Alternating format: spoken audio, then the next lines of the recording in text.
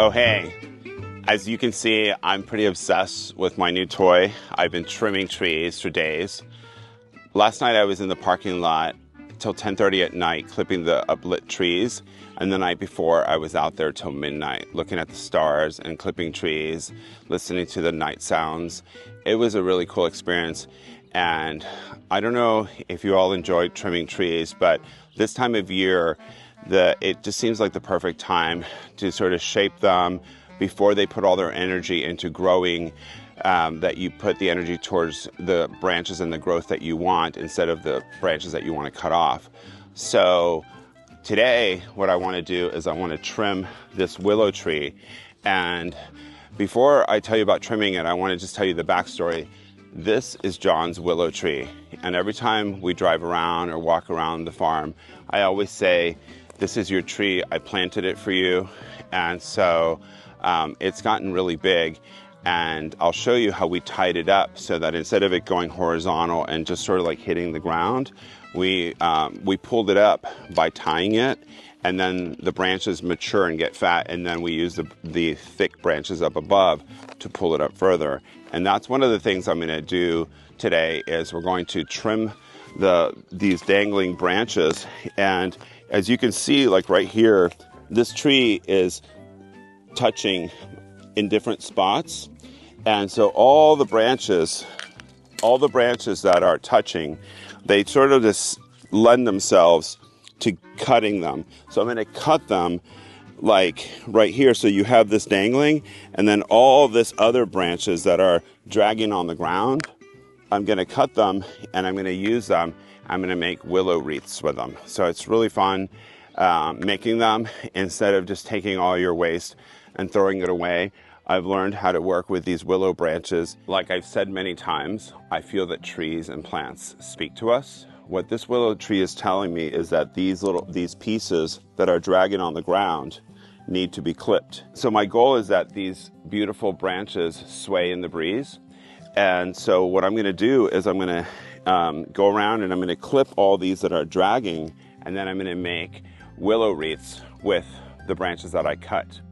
So I'm going to get started, and what I'm doing is I just sort of let the plant or the tree speak to me, because I want to have these dangles. So I'm just going to sort of start like this and like this, and so every time they're touching the ground, I'm just going to come up here and remove some of the length. I always treat my projects like a meditation, because if you're out in the garden working and you're just equating it to like, I'm just working, you can really psych yourself out and talk yourself out of doing some of the things that you could enjoy if you just had a mindset of, it's actually a creative process. It's a beautiful day. I'm going to listen to birds. I'm going to enjoy the sunlight, and I'm also going to hear what this tree has to say to me. And when you tune in to your inner flower or your inner trimmer or whatever you want to call it, then suddenly the project takes over, and already, I'm just easily going through these branches that say, clip me here, cut me there. And as you can see, so this is going to be a lot more graceful than these pieces that are dragging on the ground. Some people may be just cringing that it seems like it's going to take a long time. But I have to say that I've been to places where I see people's willow trees, and they look like they had just like a bowl cut, where just somebody just took it and just like hacked it, and there's no creativity to it. I think that it's best to leave these wispy pieces, and you might think, well, they're a little too low, but what I'm going to do is, after I have them, all these long pieces that are dragging on the ground clipped, I'm going to go up and I'm going to pull the branches up even further, and it's going to have a really nice sway to it.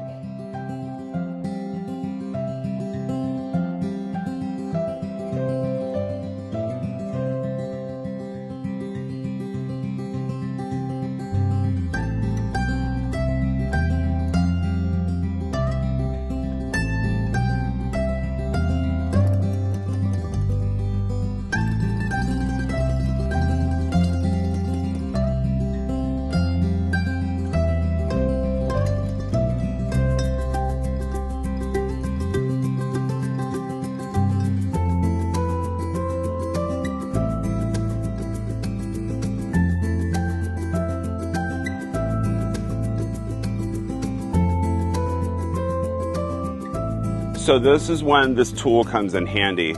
I've been clipping some of the low dangling branches like these, but these that go way up, you can just easily reach them. And so this tool has made my life so much easier. I don't have to get on a ladder, and see, you can just like reach things and you just drop them and do the interior cuts that you want to get to. It also has this little hook here in the back. So once you get a branch cut, you can like pull it down and through. So here's an example of what I meant by pulling this tree up. I've got all these wires pulling this tree. And so what I'm doing is I'm lifting these branches up, then these will get thicker like this. And then I'll use the strength of the thicker trunks to pull some of these branches so that it will sway more. Another reason why I love this tool is that you can just get right up there and clip some of this stuff that's dangling, and it makes it so useful and easy to work with. So I don't want to overdo it. You have to go slower, but my goal is to remove some of like this interior dangling ones, but I'm going to back off. I'm going to see what does it look like from the outside, because I don't want to leave any bald spots on the tree. And so I'm going to step out and see what we've got here. Okay, I've taken a good look, and I'm glad I backed off, because already I can see some potential bald spots because I was getting a little carried away.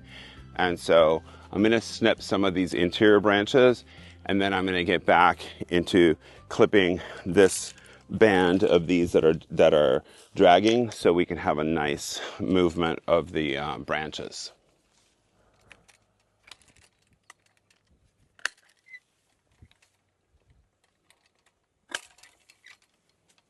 I'm already getting a lot done, because now I have like essentially clippers on a stick, and I've been able to like reach and get all these really nice dangly branches. And so this tree is still speaking to me, and I see some of these dangling ones that are right here. I'm just going to get up, I'm going to reach for it, and I can see them from where I'm at, and then just kind of like clip them, and I don't have to, you know, keep getting in and off of a ladder to see what I'm doing. And so it's really effective and easy to use. I have to admit that when I'm out here gardening, a lot of different things cross through my mind, and sometimes you're bored, or your mind has the ability to think of weird and crazy things. And I just have to admit that I have looked at these more than once today and thought, how cool if this was like a boa. So how cool if you showed up at some party and you're like some plant freak and your boa is made out of leaves. So I just had to get that off my chest and tell you guys that I did look at these and think, well, this is amazing. They look like green leaf boas. And if anyone else had thought that, we're all on the same wavelength.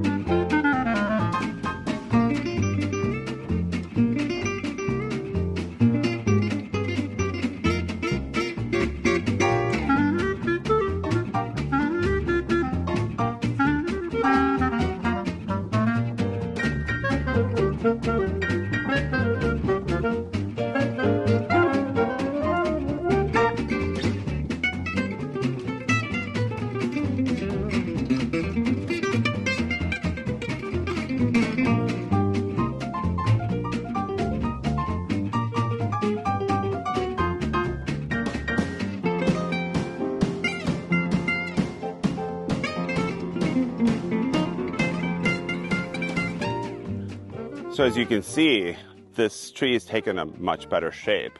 I've gotten like a lot of these branches that are on the ground that were dragging, and now this tree is free to move in the breeze.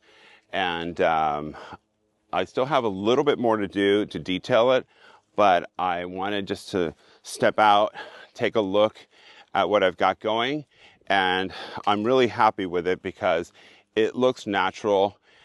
Like I said, it doesn't look like a hack job where it's all just evenly cut. They have different pieces hanging, and then what I'll do here is I'm going to go through and individually cut some of the branches from the inside to sort of still give it more of that natural look so that it could dance in the breeze. What I'm going to do next is I'm going to take a bunch of these willow branches that we cut, and we're going to take them inside the flower barn, and instead of throwing them away, I'm going to make willow wreaths with them. So check this out.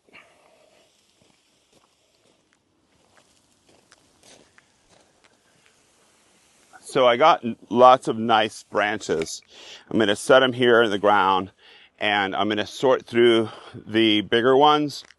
And there's some that are just like the perfect size, like this size right here. They're very malleable.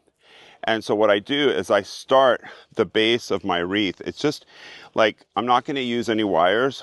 It just naturally happens. It's like these plants or trees are made for creating baskets and wreaths with. And so I even like to leave the leaves on it because the leaves fall off anyway, but remnants of the leaves, they kind of help, you know, just tie it in that you're dealing with a willow. And so it always dries nicely.